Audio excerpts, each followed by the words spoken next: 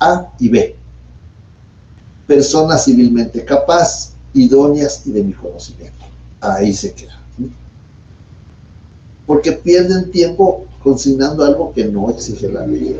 Yo leí muchos casos ahí que venían con el testigo de tantos años, casado, no. Solo hay que calificarlos. Bueno, otro comentario, no se consignan abreviaturas en el instrumento público. En el artículo 13 del Código de Notariado, los instrumentos se redactarán a mano, a máquina, de manera legible, sin abreviaturas. No podemos, porque hay un caso donde había una sociedad anónima. En el caso, en la variante, porque es que no puedo recargar mucho la redacción para que se vea un caso, pues cuando uno ve un gran párrafo ahí, dice uno de ahí donde empiezo. Entonces yo consigno ese punto a punto. Yo consigno abreviaturas, pero ustedes tienen claro que en el instrumento no podemos consignar abreviaturas. Otro caso, cifras. No podemos consignar cifras, ¿no? Las cantidades, las fechas, los números se consignarán en letras. Y otro caso que encontré fue uno que hice en el DPI, cómo lo identifican el Código Único de Identificación. 2320 espacio, 480 espacio. Esa palabra espacio no va, porque entre cada oración, entre cada oración, cada sílaba va un espacio. Si no, tendríamos que consignar en espacio, la espacio, ciudad espacio. No. Esta es mi explicación. Les voy a pedir un segundito, por favor, sí, perdón, disculpen. Alguien.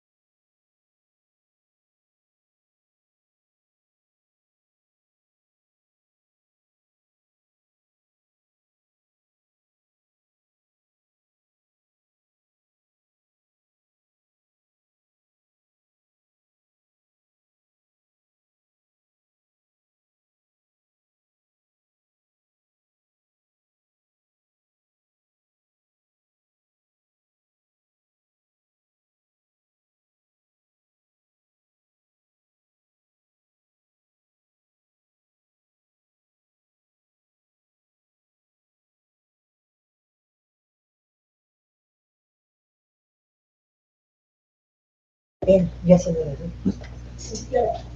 Ay, perdón, disculpen, pero ya estamos.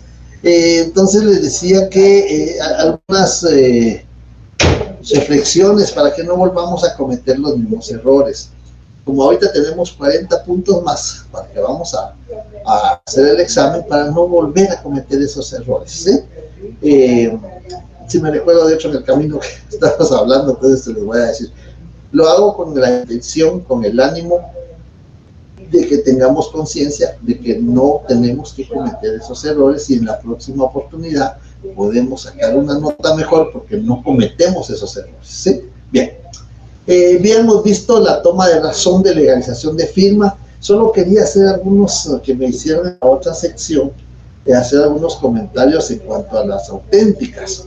Nosotros sabemos que podemos legalizar firmas cuando son puestas en presencia del notario o cuando son reconocidas porque fueron firmadas hace unos minutos, hace unas horas, hace unos días, hace unos meses, ¿no? Hace unos años. Y entonces ahí podemos autenticar firmas cuando son reconocidas en nuestra presencia. Sin embargo, eso está regulado en el artículo 54 del Código de Notariado. Yo les pido que le pongan mucha atención a los artículos, que los estudiemos, no solo que los leamos, sino que los estudiemos bien, porque ahí está regulado cuando el notario, así es, dice el notario, los notarios podrán legalizar firmas cuando sean puestas o reconocidas en su presencia. En el artículo 55 está la forma. ¿Qué forma va a tener la auténtica de firma? ¿Cómo redacto yo una auténtica de firma? Y entonces vamos a encontrar el lugar y la fecha. Empezamos en la ciudad de Guatemala, el 12 de septiembre del año 2025. Lugar y la fecha. Los nombres de los signatarios. Pero aquí tenemos que aplicar la técnica notarial. Entonces, en la ciudad de Guatemala, el 12 de septiembre del año 2025, como notario, doy fe que la firma que antecede es auténtica por haber sido puesta. Si en el caso que se les va a plantear en su variante, ustedes leen, la señora fulana de tal llega a su oficina y manifiesta que necesita que legalice la firma que ella puso, que ella asignó, que ella consignó el mes pasado en un documento privado. El mes pasado. Entonces no podemos decir que es auténtica porque fue puesta en nuestra presencia, no, porque la firmó el mes pasado. Entonces vamos a decir que la firma que antecede es auténtica por haber sido reconocida por el nombre de la persona que reconoce la firma. ¿Quién se identifica? ¿Quién se identifica? Acordémonos cuáles son los medios legales para identificar a los comparecientes, al requirente, al signatario. Por eso era muy importante el tema número 1 cuando vimos los elementos personales. ¿Cuáles son los medios legales para identificar a los elementos personales en el instrumento público? Bueno, nos vamos al artículo 29, numeral 3. La fe de conocimiento. La fe de conocimiento. Persona de mi anterior conocimiento, no. A quien doy fe de conocer. El documento personal de identificación. Si el notario no lo conoce, no tiene documento personal de identificación por medio de 2 testigos. Son 2 testigos. En el examen me pusieron solo 1. Son 2 testigos de conocimiento. No tenemos que consignar los datos, únicamente calificarlos. Quien es identificado por A y B. Personas civilmente capaces, idóneas y de mi conocimiento. Ahí está, un requisito. Fe de conocimiento, documento personal de identificación, 2 testigos. Y si el otorgante, el signatario, el requirente es extranjero, por el pasaporte correspondiente. Seguimos con la lectura del artículo 55. Y aquí está claramente su identificación por los medios establecidos en el inciso 4 del artículo 29 de esta ley, si no fueren conocidos por el notario. Está el numeral 3, porque ahí cita el inciso 4, y cuando regula si fueren conocidos, si no fueren conocidos por el notario, está el numeral 3. Fe que las firmas son auténticas. Como notario doy fe que las firmas que anteceden son auténticas. Doy fe con mayúsculas y son auténticas con mayúsculas, por haber sido puestas hoy a mi presencia por Juan Pérez, quien se identifica con el documento personal de identificación con código único de identificación. Y consignamos. Extendido por el Registro Nacional de las Personas de la República de Guatemala. Lean ustedes su documento. Lean cómo está encabezado su documento. Dice, de Registro Nacional de las Personas, República de Guatemala, Centroamérica. Así está en su documento. Bien. Las firmas El notario da fe que las firmas son auténticas. Las firmas de los signatarios y las firmas de los testigos, si los hubiera. ¿Cómo termina la auténtica? Entonces, voy a tratar de redactar una completa. Creo que hicimos una. Vamos a hacer una con testigos. En la ciudad de Guatemala, el 12 de septiembre del año 2025. Como notario, doy fe que la firma que antecede es auténtica. Puede haber sido puesta hoy por la señora Rosa Margarita González del Valle, a quien doy fe, quien es identificada por los señores A y B, personas civilmente capaz, idóneas y de mi conocimiento. La signataria y los testigos leen lo escrito y, enterados de su contenido, objeto, validez y efectos, lo ratifican, aceptan y firman. Ahí termina. Vienen las firmas, la firma del signatario, es decir, la persona que se obligó o que ejerció un derecho, firma. Las firmas de los testigos, como son dos, tienen que firmar los dos. Como son con fines académicos, pues no estamos falsificando nada, únicamente ustedes hacen ahí unas iniciales o una rúbrica, como ustedes quieran. Ya que están la firma del signatario y la firma de los dos testigos, van a consignar ante mí. Y después su firma y su sello. Su firma y su sello. Porque esto está regulado en el artículo 55. Es que lo importante es que nosotros tenemos que saber de dónde obtenemos los requisitos que consignamos. Es que a mí me prestaron una y así la vi que le hicieron. No, no es así. Por eso nosotros les exigimos el fundamento jurídico. Y vamos a ver que en el artículo 55 vamos a encontrar en el segundo párrafo todas las hojas anteriores a la última, deberán ir firmadas y selladas por el notario. En ambos casos, el acta deberá llevar firma y sello del notario. Aquí sí, firma y sello del notario, precedidas en el primer caso, es decir, en el caso de auténticas de firma, las palabras ante mí. Y en el segundo, porque aquí está regulado también las auténticas de copia, por mí y ante mí.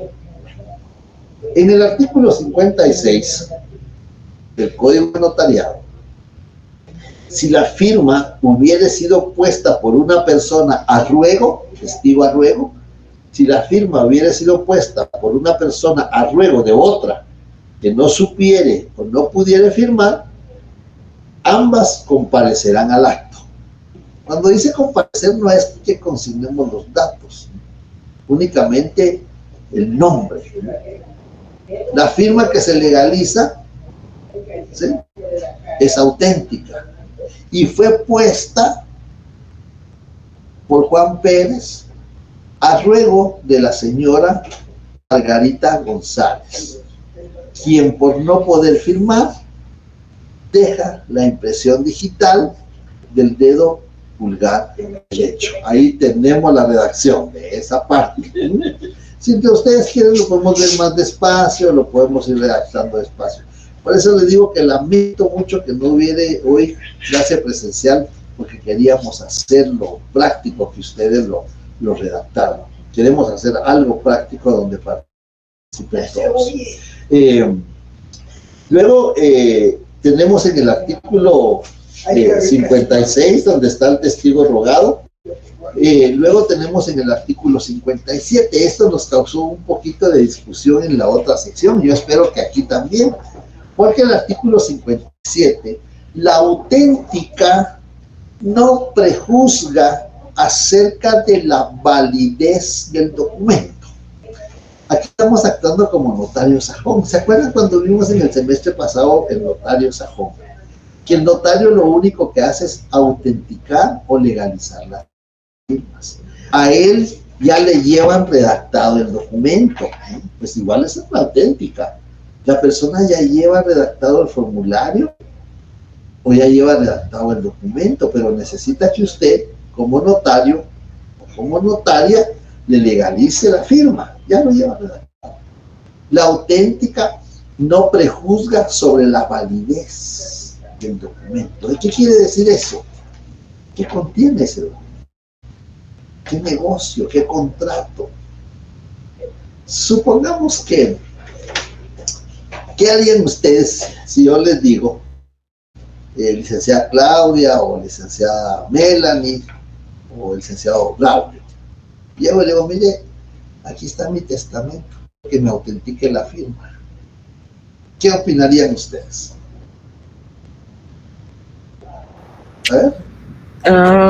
Fíjese, licenciado, que como ahí el artículo dice que nosotros solo vamos a firmar, vamos a autenticar la firma que él está consignando en el documento, pero si él desea que nosotros ya autentiquemos un negocio jurídico o que demos razón del negocio, es otro tema. Ahí ya son dos temas muy diferentes, porque acá dice que el notario, la auténtica no prejuzga si es válido o no válido ese negocio, sino solo vamos a dar fe de que la firma que está consignando es de él. ¿Se puede o no se puede? Yo le dije, licenciada Claudia, por su prestigio que usted tiene, me la recomendaron para que legalice mi firma en mi testamento que redacté anoche, aquí lo tengo. ¿Qué dice usted? Sí se puede, porque él está firmando. El testamento no se puede, licenciado. ¿Por qué? Porque la ley lo regula. Que solo se entrega el testamento en escritura pública. Se otorga. Se otorga. Y además tiene que ser en una plica, si no estoy mal, sellado. Ese es testamento cerrado. Ese es el testamento cerrado. Bueno, yo puse el ejemplo porque, a ver, Braulio, yo le había preguntado a usted también. No le escuchamos, Braulio.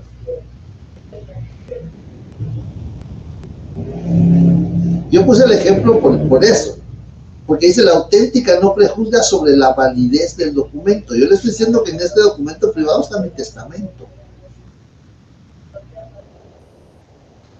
Y José correctamente dice, es que no se puede porque el testamento debe constar en escritura pública. ¿Será cierto eso?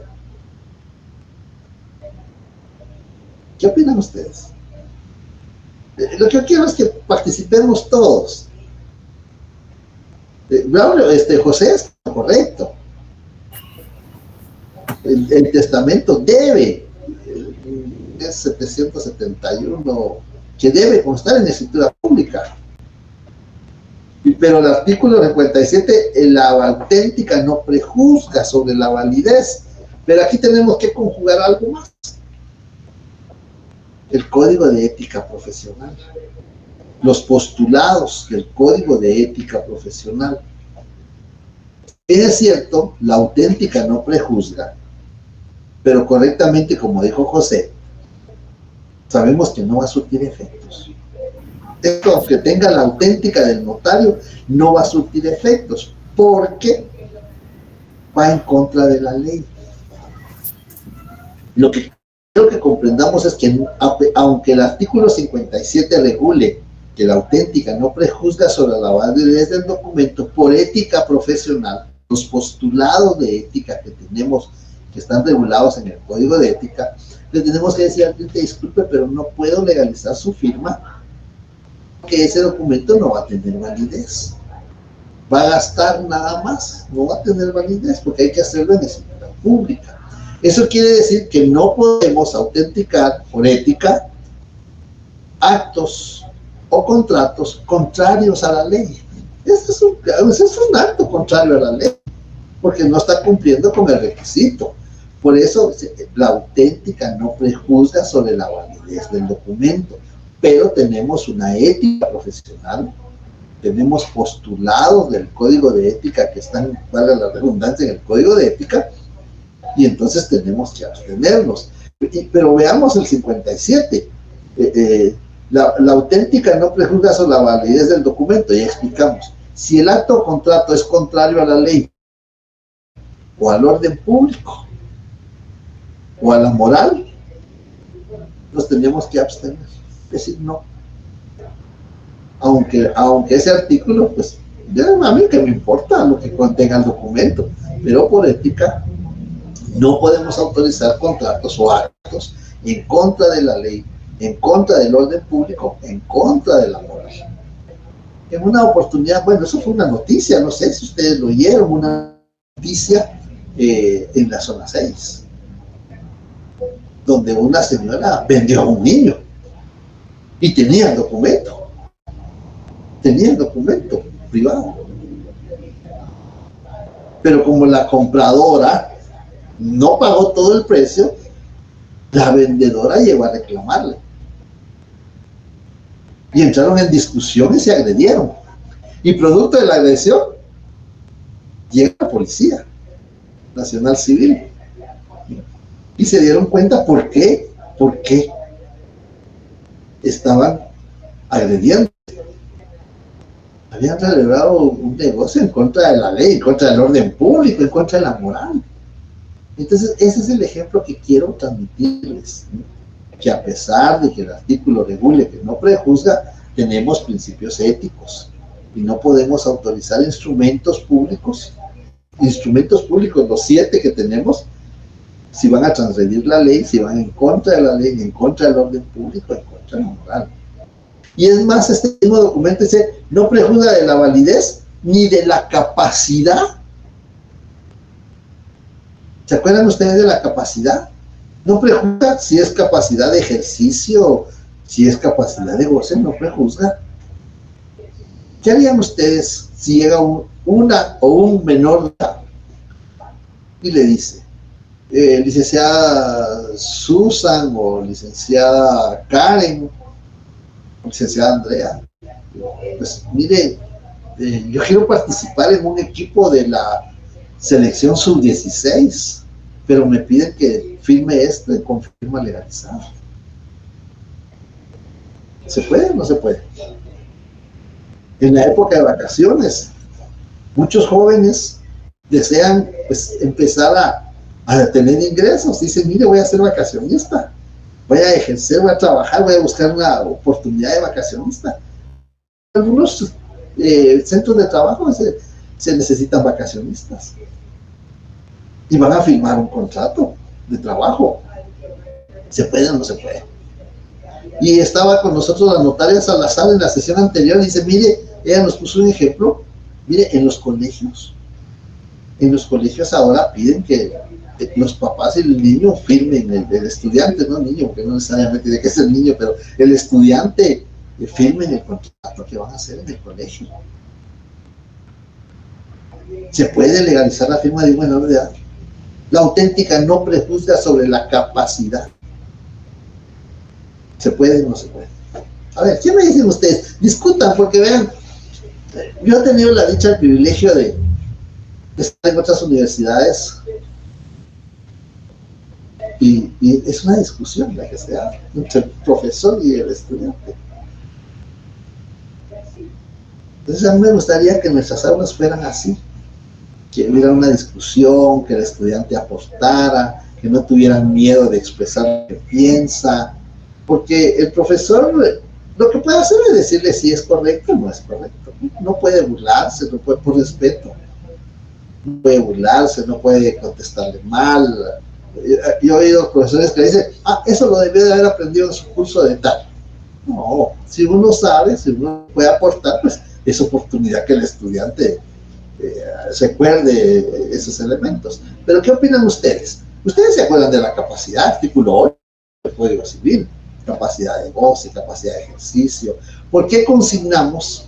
Eso sí me gustó que la mayoría lo consignó. Quienes manifiestan hallarse en el libre ejercicio de sus derechos civiles. ¿Qué es eso de los derechos civiles? ¿En qué consisten los derechos civiles? ¿Qué dicen ustedes? ¿Se puede o no se puede legalizar la firma de menor de edad? Licenciado, yo pienso que por ética no se puede. Por ética no se puede. Ah, ya hay un elemento. No se puede. Ejercicio. ¿Sí? Yo creo que no pueden porque primero no tienen personalidad jurídica y tienen que ser auxiliados por un mayor de edad, en este caso sus padres, que son los tutores. Ejercen la pacha potestad.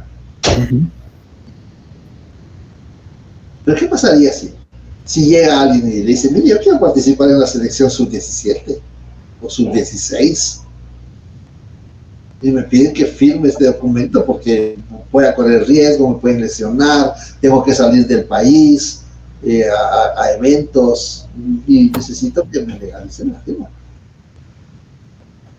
Ustedes le dirían que no, uno por ética, otro porque no tiene, pero el 57 regula que no prejuzga sobre la personería. ¿Qué es la personería? Ahí tendríamos que partir.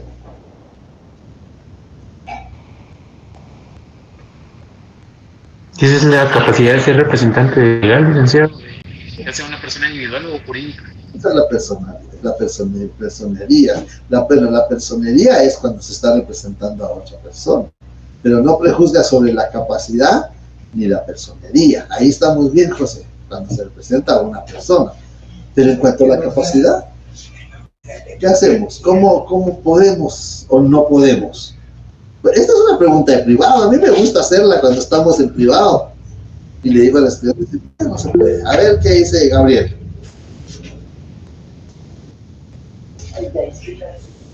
Escuchamos, Gabriel.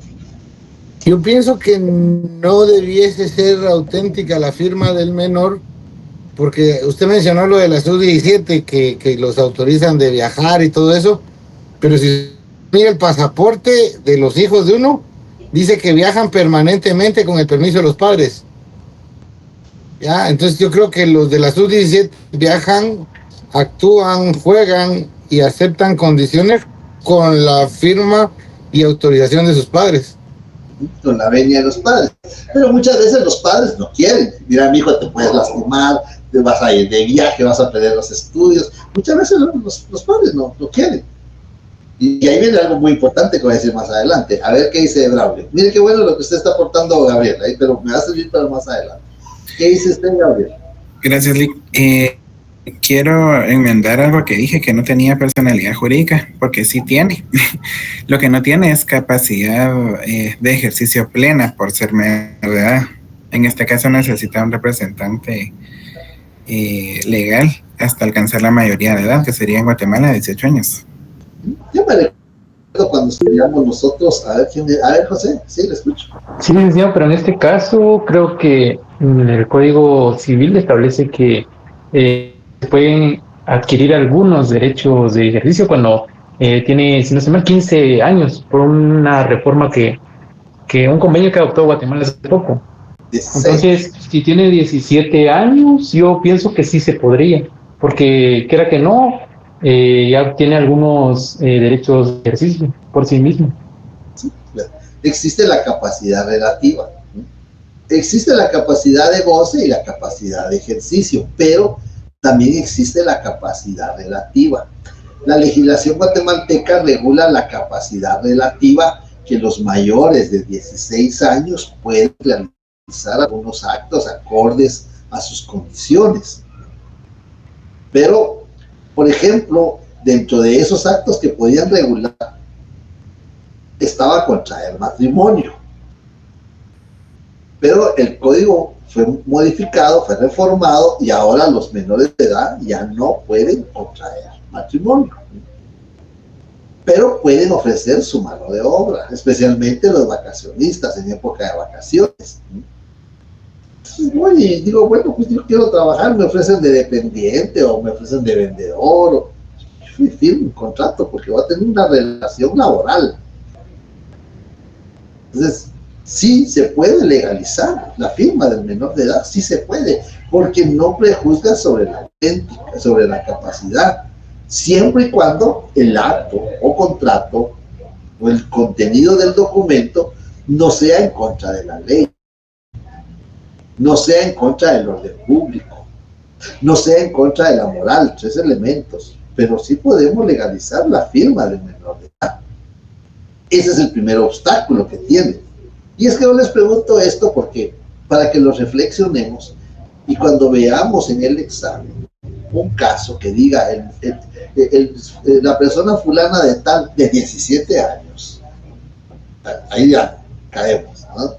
Entonces, eso es lo que por eso necesitamos esto. Sí se puede legalizar la firma de un menor de edad, siempre y cuando el acto o contrato no sea en contra de la ley, no sea en contra de la moral, ni del orden público. Hay una ley de orden público. Bien. Ahora ya tenemos saldada la primera duda. Sí podemos legalizar la firma de un menor de edad. Ahora viene la otra pregunta.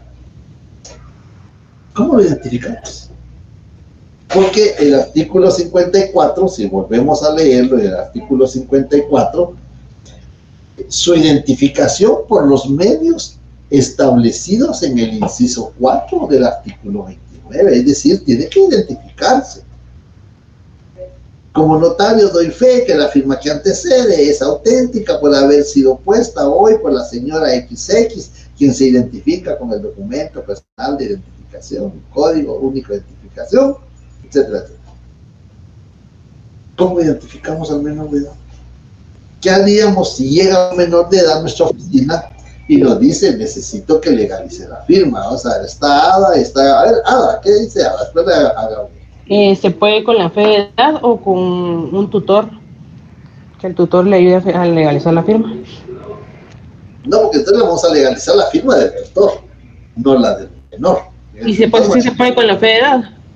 No, pero en el artículo 29, es que veamos cómo regula el artículo 54. Su identificación por los medios establecidos en el inciso 4 del artículo 29. Si en el inciso 4 está regulada la certificación de partida de nacimiento, pero yo no recuerdo que esté. Si no fuere conocidos por el notario, eso está en el numeral 3. Entonces, con la certificación de partida de nacimiento no se puede, porque no está en el numeral 3, no está en el numeral 4 del artículo 29. A eso se les llama medios legales de identificación. A ver qué dice Gabriel. Podría ser con el CUI, licenciado, que el CUI desde que salió el RENAP es el que va a ser el DPI del nacido. ¿Ah? Sí, pero ese código único de identificación, que se abrevia CUI, ese código único de identificación únicamente sirve para referencia de la inscripción de la partida de nacimiento. Si nos vamos al artículo 45 o 50, uno de los dos, no, ahorita no lo tengo bien, pero por ahí está, 45-50 de la ley del RENAP, que regula el documento de identificación, es el documento personal de identificación, no la certificación de partida de nacimiento, no el código único de identificación, es el documento personal de identificación. Por eso es muy importante que tengamos nuestras leyes al alcance, porque vamos a encontrar el fundamento jurídico, el documento personal de identificación, aquí está, es el artículo 55. El documento personal de identificación es otorgado a todos los guatemaltecos nacidos dentro y fuera del territorio y los extranjeros domiciliados en la República, y es el documento de identificación. Entonces tenemos que irnos también, no solo en el código de notariado. Por eso es que la doctrina dice, el notario es un perito en derecho, porque tiene que ir conociendo la legislación y aplicable. Entonces, no podemos con la certificación. ¿Qué hacemos entonces? Ya sabemos que sí podemos legalizar la firma del menor de edad, pero ¿cómo lo identificamos? La discusión.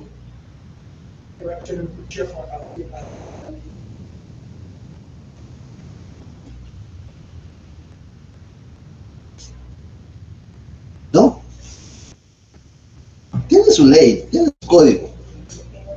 Es importante tener nuestras leyes.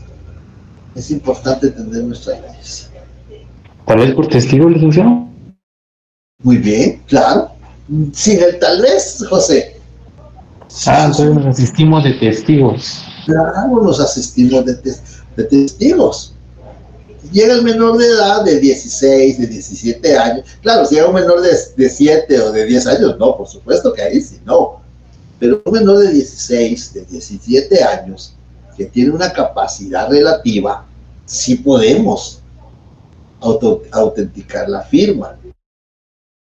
Porque en primer lugar tiene capacidad relativa y en segundo lugar el Código Notariado, la legislación en el 57 nos permite que no prejuzga sobre la capacidad, porque no vamos a consignar la edad. En la escritura sí consignamos Juan Pérez de tantos años, casado, soltero, guatemalteco, pero en la auténtica solo consignamos que la firma que se legaliza, que la firma es auténtica por haber sido puesta hoy a mi presencia por Juan Pérez, nada más. Quien es identificado por los señores A y B, persona civilmente capaz, idónea y de conocimiento.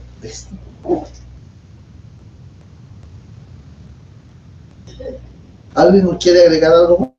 Ahí hay muchas cosas que discutir. Vean, es que es un examen técnico profesional, así, práctico. Que a mí no me gusta decir, mire, ¿qué es protocolo? ¿Qué es notario? ¿Qué es escritura pública? No, eso no es examen técnico profesional. Eso no es examen. Examen es esto, una discusión, una opinión.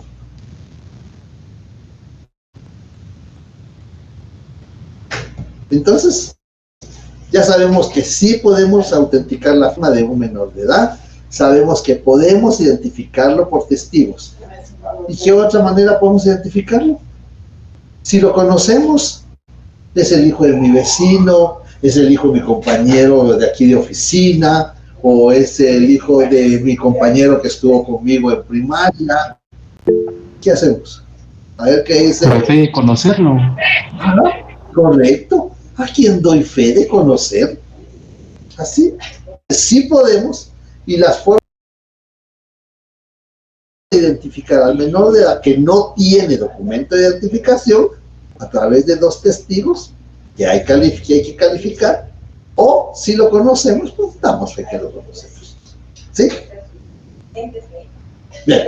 Entonces vemos ahí que estos son los... a ver si José. Licenciado, ¿qué pasa si los testigos también tienen 17 años? Ahí sí no serían aptos, ¿verdad? Porque tendríamos que... ¿Qué regula? Que tienen que ser... ¿Qué regula? Sí, tienen que ser civilmente capaces. ¿Quiénes no pueden ser? Sí. Entonces de entradita, si no puedo legalizar la firma, pero el testigo no es idóneo. ¿Sí? No es idóneo.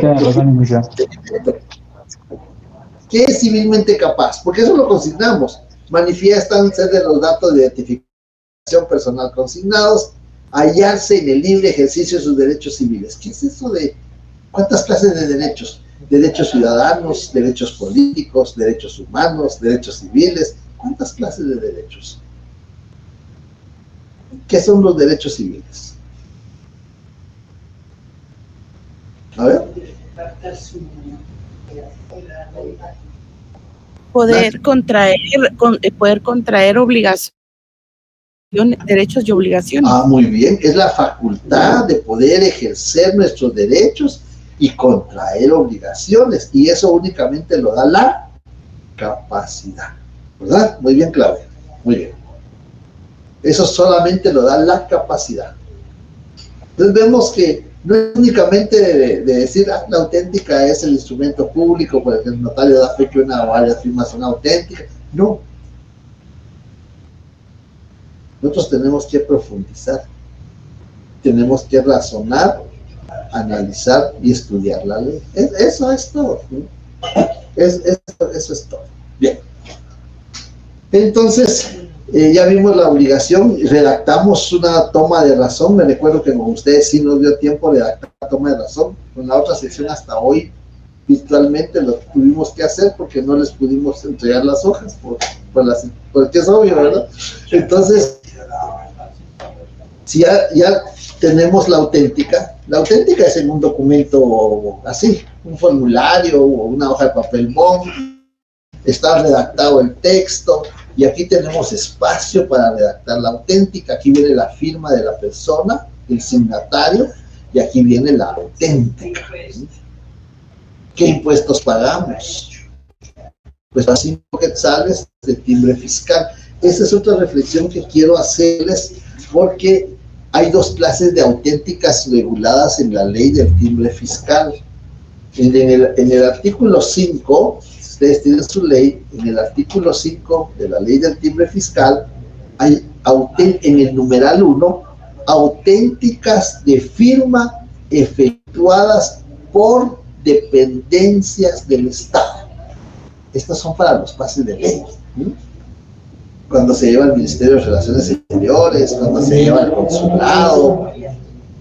Nosotros como notarios, cuando vamos a enviar un documento al extranjero, que sucede constantemente, autorizamos el instrumento y la firma con la que autorizamos el instrumento tienen que legalizarla. ¿Quién la va a legalizar? Pues el director del archivo de protocolos, porque él tiene el registro notarial. Él tiene el registro de los notarios, perdón, no es el registro notarial, es el registro de los notarios. Hay un registro de notarios, hay un registro de abogados. Cuando ustedes se hayan colegiado, deben de ir a inscribirse en el registro de notarios de la Corte Suprema de Justicia. Y en el registro de abogados van a firmar cada libro. Y entonces ahí queda su firma. Y el documento va para el extranjero, voy a la corte, y lo van a ver ustedes ahí en la presentación que les vamos a subir al terminar la clase de documentos provenientes del extranjero. Ahí están las auténticas. Entonces llevo yo el testimonio de la escritura que autoricé, lo llevo al Archivo General de Protocolos, hay una sección de auténticas y ahí van a legalizar mi firma porque ahí está registrada. A eso se refiere este numeral 1, auténticas de firma efectuadas por dependencias del Estado. Mientras que en el numeral 7, pónganle mucha atención a esto, el numeral 7 del artículo 5, actas de legalización notarial de firmas o de documentos. Hay dos clases de auténticas, la auténtica de firma y la auténtica de copias, aunque aquí dice de documentos, pero no es así, es auténtica de copias de documentos, o reproducciones de documentos, y va a cubrir 5 quetzales de timbre fiscal, perdón. 5 quetzales de timbre fiscal. Eso cubre las auténticas. Pero como nosotros ya tomamos razón en el protocolo de haber legalizado una firma, ahora ¿qué obligación tenemos? Miren que aquí les estoy dando muchos elementos que nos van a servir no solo para el examen parcial, sino que para cuando ustedes tengan su examen técnico profesional. Ya ahora tomamos razón en el protocolo. Aquí en el protocolo tomamos razón, se recuerda que les consignamos un número. Aquí tomamos razón del protocolo, de la razón de legalizar la firma, y ahora tenemos la obligación de extender el testimonio especial, artículo 37 del Código de Notariado.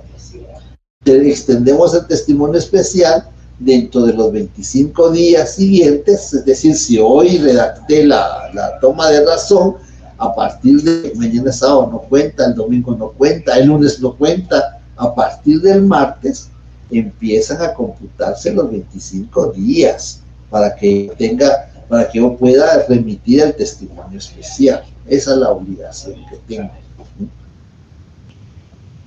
¿Qué impuesto cubre el testimonio especial? El testimonio especial va a cubrir 50 centavos de timbre fiscal por cada hoja y 10 quetzales de timbre notarial porque es de valor indeterminado. Bueno, entonces, no sé si hay dudas, preguntas, comentarios, y voy a dictarles la definición de auténtica de copias de documentos, ¿sí? Definición de auténtica de copias de documentos. Ya vimos la auténtica de firmas. Ahora vamos a ver la auténtica de copia de reproducción de documentos, ¿sí? Pero vamos, esta es más sencilla. Esta es muy sencilla, porque aquí ni siquiera tenemos que consignar los nombres de las personas.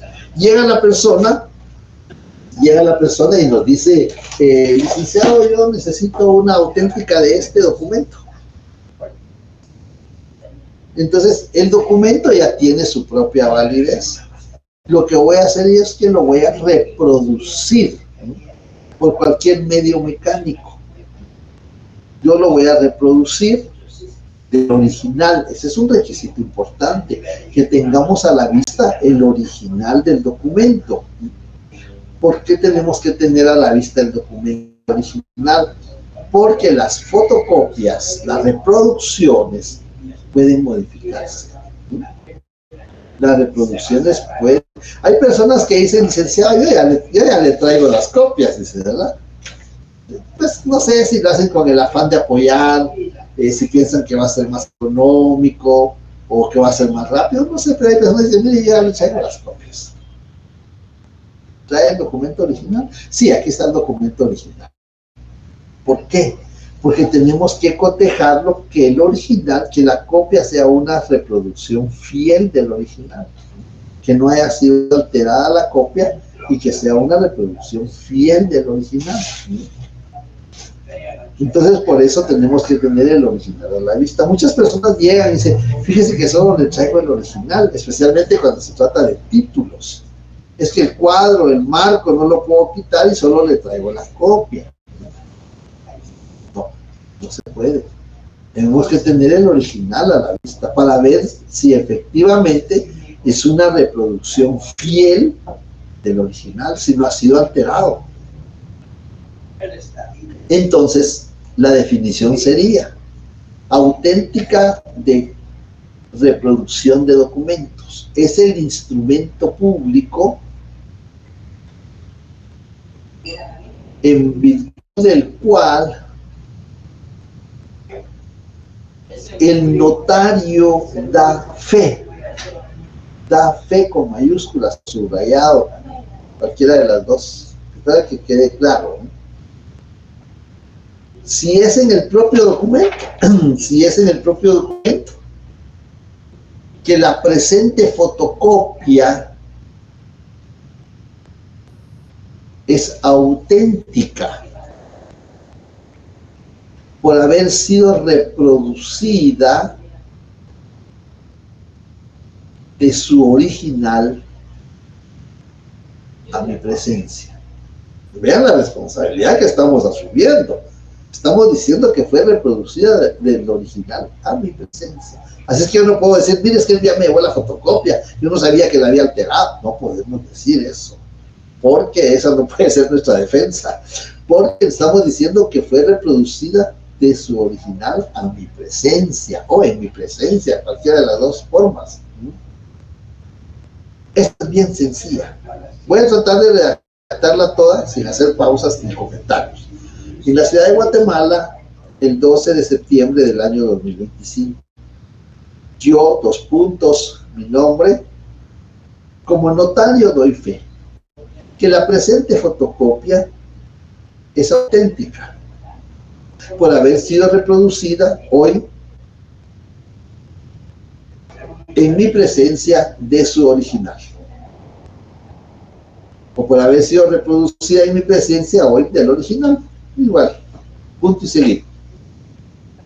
Leo lo escrito y enterado de su contenido, objeto, validez y efectos, lo ratifico, acepto y firmo. Ahí termina. Si lo lograron escribir, si no me avisan, yo lo repito. Con mayúsculas, por mí y ante mí. Y la firma y sello del notario. ¿Sí? Licenciado, ¿podría repetirlo otra vez que no logré apuntar? Voy a tratar de recordarme. Dice, en la ciudad de Guatemala, el 12 de septiembre del año 2025, yo, mi nombre, como notario, doy fe que la presente fotocopia es auténtica por haber sido reproducida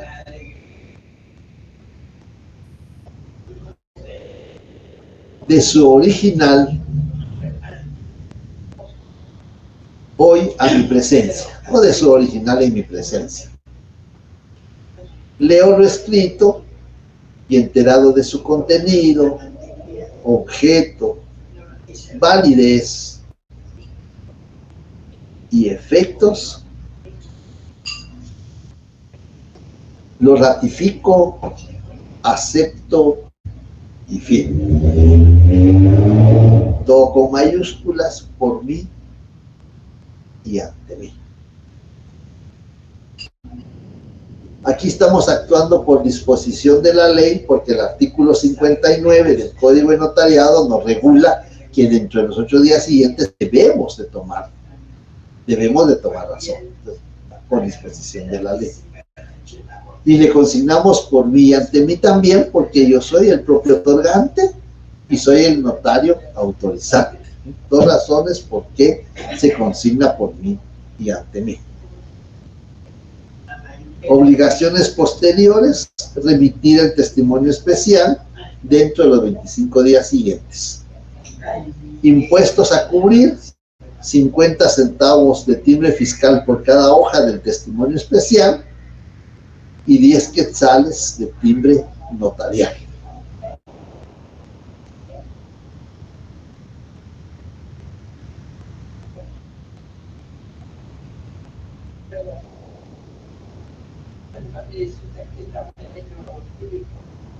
Yo creo que cometí un error, porque aquí no tomamos razón. La toma de razón es solo cuando autenticamos firmas. Cuando autenticamos documentos no hay toma de razón. Creo que me equivoqué. Entonces me distraje un momento. Les pido disculpas. Cuando es auténtica de documentos o de reproducción de documentos, no hay toma de razón. Solo cuando autenticamos firmas, ahí sí hay toma de razón. Pero cuando son de copias, no. Otra variante. Cuando el documento que vamos a legalizar está contenido en varias hojas, cuando el documento que vamos a legalizar está contenido en varias hojas, aquí ya no hay espacio para la auténtica, y entonces vamos a utilizar una hoja adicional, donde vamos a hacer la auténtica de esta reproducción. Esta fotocopia está en 2 hojas, no hay espacio para la auténtica, usamos una hoja adicional. En ese caso, tenemos que numerar, tenemos que sellar y tenemos que firmar las hojas anteriores donde está la auténtica. Tenemos que hacer un breve resumen.